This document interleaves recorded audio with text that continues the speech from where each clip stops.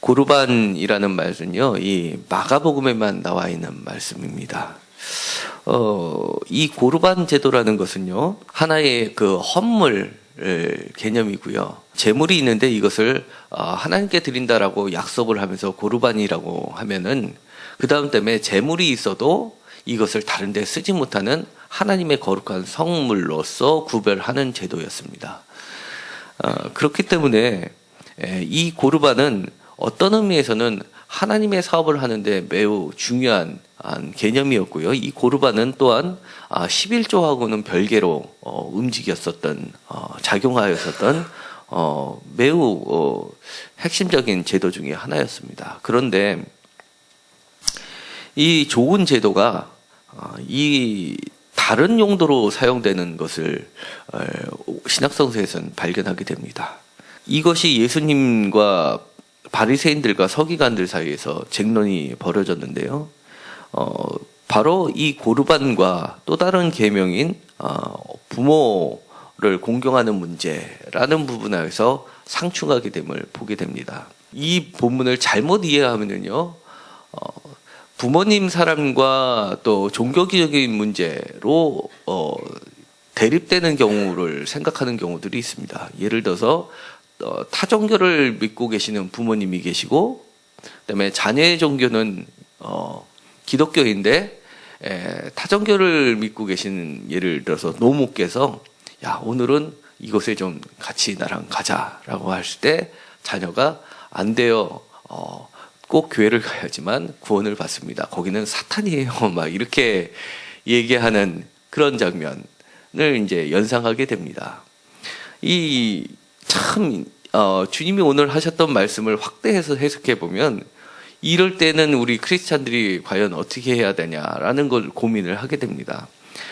이런 비슷한 케이스에 있어서는 당연히 그 기독교에서는 많은 교육을 통해서 올바로 정말 참으로 부모님을 공경하는 것이 무엇이냐라는 부분을 가리키면서 구원에 이르게 하는 것이 가장 부모님을 올바르게 공경하는 것이다 하면서 더 순종하고 기도하면서 거기에는 가지 말고 이렇게 교회에 모시고 오게끔 전도를 하게끔 이렇게 한다라고 가르치는 경우가 많이 있습니다. 그런데 그런 예는 오늘의 본문하고는 사실 별개의 것입니다. 오늘의 본문을 다시 한번 살펴보면요, 오늘의 본문에 있었던 이 고르반의 얘기하고 그 바로 전에 있었던 얘기하고 맞물려져 있습니다. 1절부터 이렇게 보면은요, 무슨 얘기가 나오냐면 그 제자들의 손 씻는 행위들하고 맞물려져 있습니다. 그러니까 이것은 전체적으로는요, 8절까지는 정결례법하고 관련이 있고요. 그 다음에 9절부터 13절까지는 부모 공경과 하나님의 뜻, 그러니까 장로들의 유전과 그 다음에 장로들의 계명과 하나님의 뜻과의 문제, 상충되는 문제를 다루고 있습니다. 그러니까 여기서의 그 부모 공경의 문제는요, 전체적인 그 1절부터 8절까지 있었던 계명의 문제하고 맞물려서 봐야 된다는 것입니다. 이 고르반도 하나님의 계명으로 보았던 것이고요, 부모 사랑, 부모 공경도 하나님의 계명인 것입니다. 그러니까 타종교와 우리 기독교와의 그런 이종교 간의 문제가 아니라 기독교 내에서 반드시 지켜야 될 계명 중에서 어느 것이 상위법이냐라는 문제에 더 가깝다고 할 수가 있습니다. 주님께서 맨 마지막 말씀 13절에 보면요, 너희가 전한 전통으로 하나님의 말씀을 폐하고 또 이 같은 일을 많이 행하느니라 라고 얘기를 하고 있기 때문에 그렇습니다. 그러니까 이 말씀을 다시 거꾸로 얘기를 하면요, 우리는 주님께서 이렇게 얘기를 하시는 겁니다. 우리가 따르고 있는 전통과 하나님의 말씀과 상충하는 말씀이 있다면 다시금 하나님의 말씀을 폐하지 말고 회복시켜라 라는 말씀입니다. 혹시 부모님 사랑과 우리의 기독교 교리 중에서 서로 상충되는 게 뭐가 있을까요? 이걸 사실은 오늘 생각해야 되는 겁니다. 이렇게 생각하면 굉장히 복잡해집니다. 요즘에 노인들 인구가 급격히 증가를 하고요, 교회마다 이제는 성도님의 한 70% 이상이 다 60세 이상 노인들입니다. 그래서 어느 정도 자립한 교회들이요, 개척교회 말고 자립한 교회들을 보면은요, 노인들이 많다 보니까 2층 예배실을 1층으로 많이 바꾸려고 하고요. 그리고 걸어 올라가는 게 힘드니까 이제 개축을 할 때 성전을 넓히는 게 아니라 차라리 그 돈으로 엘리베이터를 장만하는 거가 더 이슈가 될 정도입니다. 그러니까 엘리베이터를 기존의 건물에다가 2층이라도 설치하는 그 비용이 사실 새로운 땅을 사고 주차장을 확보하는 것보다 더 비싸게 들기 때문에 정말 교회마다 고민이 될 정도입니다. 그러자니 또 교회를 옮기면 많은 성도들이 또 불편하고 하니까 크게 아주 큰 이슈가 될 정도로 각 교회마다 이제 노인의 인구들이 많아집니다. 그렇다는 얘기는요, 반대로 자녀들은 그 교회를 잘 안 나온다는 얘기입니다. 게다가 손자쯤 가면 더더욱이 줄어들고요. 옛날에 저희가 신앙생활을 할 때는 부모님과 자녀들이 같이 신앙생활을 하는 것을 당연하게 여겼는데 지금 잘 그렇지 않다는 것이죠. 부모님 따로, 자녀들 따로, 손자들 따로 각자의 교회를 지키는 경우가 많아졌다는 얘기입니다. 어버이 주일날 하루만큼은 여러분 각자 부모님이 계신 교회로 가서 예배를 드리십시오. 그것이 진정한 주일 성수입니다. 거기 가서 그때만큼은 부모님들의 친구분들에게 좀 베풀고 식사도 좀 해드리고 용돈도 드리고, 자, 부모님들의 얼굴을 좀 이렇게 세워드리면 그 말 좀 참 좋은 일이 어디 있겠습니까? 그런데 주일은 꼭 우리 교회에서만 지켜야지만 주일을 성수한 것이다 라고 얘기하기 시작하면 이거는 정말 주님이 오늘날의 본문으로 재해석해 보면 어떤 말씀을 하실까? 저는 좀 고민을 하게 됩니다. 왜냐하면 각자의 교회마다 사정이 있기 때문에 이게 무슨 그러면 너희 교회만 그러냐? 우리 교회는 그러면 주일 성수 안 하는 거냐? 뭐 이렇게, 그리고 이게 하나님의 뜻이냐? 예수님의 진정 그런 뜻이냐? 이렇게 얘기하기 시작하면 복잡합니다. 저희 교회를 염두에 두고 시작부터 이거는 성도님들과 같이 동의를 얻어가면서 시작하는 것도 참 귀한 일이다라는 생각에서 화두를 던져봅니다. 오늘의 말씀을 보면은요, 또 한 가지는 하나님의 계명과 이 사람의 전통이란 부분을 한번 생각해 보고 싶습니다. 고르반이라는 제도는 우리가 익숙치 않은 제도입니다. 그래서 마태복음에서는 똑같은 본문에서 이 고르반이라는 말을 빼버렸습니다. 그만큼 구약 시대까지 있었던 오랜 전통 가운데서는요, 굉장히 생소한 전통입니다. 그리고 우리가 알고 있기로 구약에서 고르반이라는 제도가 성경 본문에 나와 있는 게 바로 기억되는 사람과 아니면 내 부모를 공경하라 라고 하는 계명 중에서 어느 게 먼저 떠오릅니까? 당연히 내 부모님을 공경하라 라는 게 먼저 떠오릅니다. 왜냐하면 10계명에 몇 계명이죠? 예, 맞습니다. 5번째 계명입니다. 그러니까 십자가가 두 돌판이라고 흔히 얘기하는데요. 그래서 1부터 4계명하고 5부터 10계명하고 이렇게 되어 있는데, 하나님에 대한 계명 1부터 4계명까지, 그리고 사람에 대한 계명 5부터 10까지 계명 중에서 첫 번째 계명입니다. 그래서 이렇게 얘기하시는 분들도 있죠. 왜 십자가가 10계명에 왜 2개의 돌판이냐 그랬을 때 하나는 1부터 4계명까지 적혀 있었고 하나는 5부터 10까지 계명이 적혀 있었다, 이렇게 얘기하시는 분들도 있습니다. 그리고 왜 하나가 아니라 2개냐, 왜 하나님께서 쓰시려면은 큰 돌판에다가 이렇게 쫙 해서 예쁘게 딱 좌우 맞춰가지고 우리 워드 편집하듯이 한 장에다 딱 들어가게 하면 좋았을 텐데 왜 2개씩 이렇게 나눠서 했냐, 이렇게 두 개가 아닌 거 아니냐, 뭐 이렇게 생각하시는 분도 계시는데, 어쨌든 성경에는 2판입니다. 그래서 둘에 대한 여러 가지 그 해석들을 나타내는데요. 저 같은 경우는 그게 1부터 4계명까지를 한 판, 5부터 10계명까지 한 판 이렇게 보진 않고요. 오히려 1부터 10계명까지의 한 판이 있고 똑같은 부분이 1부터 10계명까지 한 판이 있다고 보는 사람 중에 하나입니다. 왜냐하면 옛날부터 계약서를 꾸밀 때는요, 함무라비 법전 때부터 그 이전부터 그렇습니다. 수메르인들도, 그러니까 지금으로도 주전 5,000년 전이죠. 5,000년 전의 문명, 최초의 문명이라고 할 수 있는, 그러니까 이집트 문명보다 더 앞선 수메르인들의 문명을 보면은요, 그 사람들도 계약서를 꾸밀 때 두 부로 작성을 했습니다. 그래서 한 부는 자기네들이 갖고 한 부는 저쪽에서 갖고요. 그때 계약서 그런 거는 상인들이 하는 매매 계약서가 아니라요, 지배층과 피지배층 사이에 맺어지는 계약서입니다. 그래서 그 정복자들이 두 부를 작성해서 한 부는 자기네들이 갖고 있고요, 한 부는 정복민들이 보관을 하고 있고요. 만약에 그 계약대로 이행하지 않을 때는, 그 계약의 대로 이행하지 않을 때는 그거를 근거로 해서 다시 침략을 벌이는 데 사용됐습니다. 그리고 그 내용 중에 대부분은 조세를 얼마를 바쳐라라는 내용이 있습니다.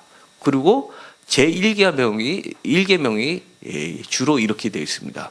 예를 들어서 A국이 B국을 점령했다 그러면 A국 나 누구누구 왕은 B국의 왕이다, 임금이다, 이렇게 선언을 하는 게 1계명입니다. 그래서 종속국에 대해서 지배자임을 나타내는 게 보통 제1계명으로 되어 있습니다. 그래서 두 부를 작성해서 그런 이제 역사적 배경 때문에 저는 그렇게 보고 있습니다. 그러니까 10계명이 두 개라는 것은, 하나는 하나님께서 갖고 계시고 또 한 분은 우리가 갖고 있는 계명 중에서 그렇게 중요한 하나님이 반드시 우리한테 명하셨던 계명으로 저는 보고 있는 것입니다. 그리고요, 그러면 이 고르반에 해당하는 것은 어떤 계명일까요?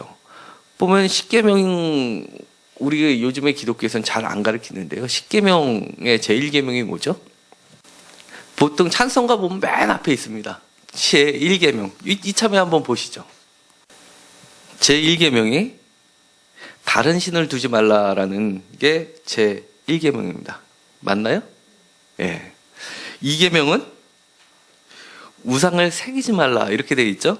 3계명은 하나님의 이름을 거룩히 여기는 것, 4계명은 안식일, 이렇게가 되어 있습니다. 그 다음에 5계명은 바로 부모님에 대한 얘기, 6계명은 살인, 7계명은 간음, 8계명은 도둑질, 그 다음에 9계명은 거짓 증거, 10계명은 탐심에 대한 금지가 10계명으로 되어 있습니다. 그래서 전에도 잠깐 말씀드렸지만 탐심이 전체 10계명에 대표하는 것이고요. 우리는 그렇게 지금 10계명을 그렇게 알고 있지 않습니까? 근데 유대교의 10계명은요, 다릅니다. 어떻게 다르냐면요, 제1계명이 나는 내 주 하나님이다, 이게 1계명입니다. 2계명은요, 다른 신을 두지 말라. 3계명은 이름을 거룩히 여겨라. 4계명은 안식일. 5계명은 부모. 6계명 살인, 간음, 도둑질, 거짓 증거, 탐심, 이렇게 되어 있습니다. 그러니까 우리랑 차이점은요, 1계명이 나는 너의 주 하나님이다라는 제목에 해당하는 부분이 1계명으로 가 있고요.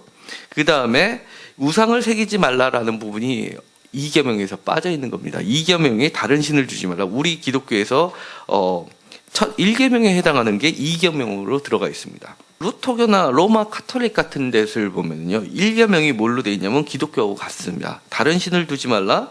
2계명이 이름을 망령되이 여기지 말라. 3계명이 뭐냐면 거기는 독특하게 안식일이 3계명입니다.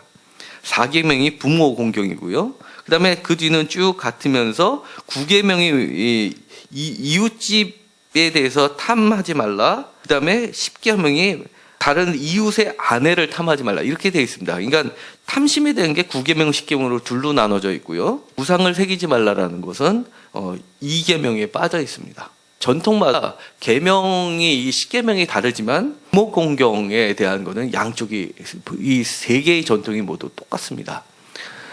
그래, 왜 그럴까요? 저는 이해를 합니다. 아까 말씀드렸던 것처럼 오랜 전통 속에서 계약서 두 번을 할 때 지배국에 대해서 주인임을 나타내는 것이 먼저 주인이 누구라는 것을 밝혔던 게 보통 1계명으로 들어갔기 때문에 유대계에서 지키는 그런 나는 내 주 하나님이다라는 부분이 당연히 1계명으로 제목에 해당하는 1계명으로 들어갈 수밖에 없었던 것으로 이해하시면 되고요. 그 다음에 개신교 전통에서 다른 신을 두지 말라라고 이것을 1계명으로 했었던 것은 이 10계명에 대해서 나와 있는 본문들이요. 출애굽기 20장에 나와 있고요.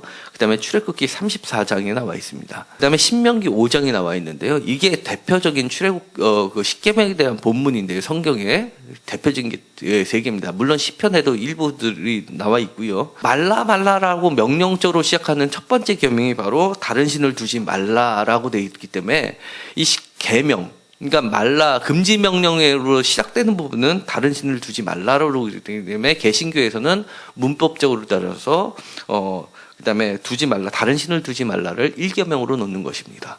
그러니까 이런 면에서도 다른 여러 종교하고 이웃 종교들이죠. 이거는 완전 타종교라기보다 이웃 종교가 될 수 있겠죠. 카톨릭이나 유대교나 개신교의 모체들이 되니까요.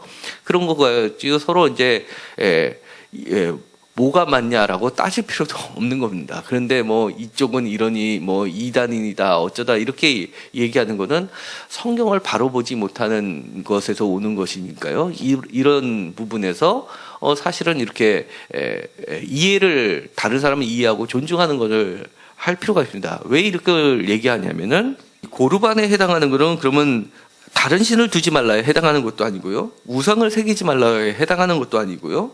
그 다음에 안식일을 거룩하게 지키는 것에도 해당하지 않습니다.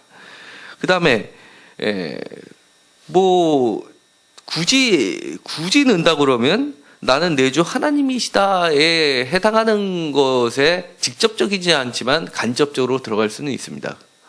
그렇지만 부모님에 대한 공경은 아주 직접적인 겁니다. 그리고 보다 근원적인 겁니다. 그리고요, 10계명에 대한 문체를 보면은요, 신기하게도 그 부모 공경부터 해가지고 나와 있는 뒷계명들은요, 글자 수로 하면은요, 자모로 하면 6개의 자모로 되어 있고요, 언어로 해서 음절로 하면은 4음절씩 딱딱 떨어집니다. 뭐뭐 하지 말라, 우리나라 하면 뭐 부모님을 공경하라, 살인하지 말라, 뭐 이렇게 되어 있지만, 소리음으로 하면 4글자씩 딱딱 떨어져가지고요. 행군할 때 쉽게 되어 있습니다. 우리가 군인에서 행군들을 할 때 이렇게 해야죠. 하나, 둘, 셋, 넷, 뭐 이런 식으로 박자가 딱딱 맞게끔 되어 있습니다. 그런 걸로 봐서는 아마 출애굽을 해서 광야를 걸을 때 대열을 맞춰서 행군할 때 뒷사람이 처지지 않게 사람들을 이끌면서 암기하기 쉽도록 만들었었던 최초의 계명이었을 가능성이 매우 높은 겁니다.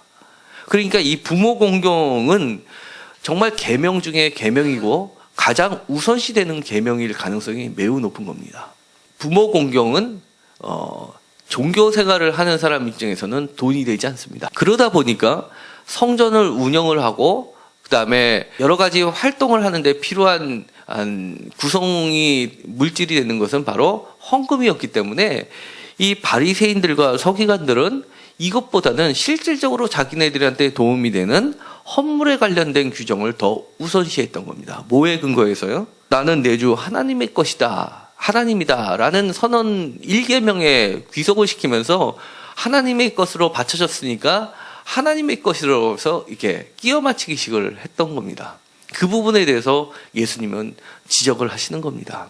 무엇이 더 우선시 돼야 되고 무엇이 진정한 하나님의 뜻이냐라고 묻는 것은요, 반대로 너희들이 이것은 하나님의 이름으로 아무리 포장하고 갖추고 그럴싸하게 보이려고 노력하고 경건하게 보이려고 노력한다 하더라도 그 중심에 너희들이 어떠한 마음을 가지고 하나님을 섬기고 있느냐라는 근본적인 질문을 하시는 겁니다.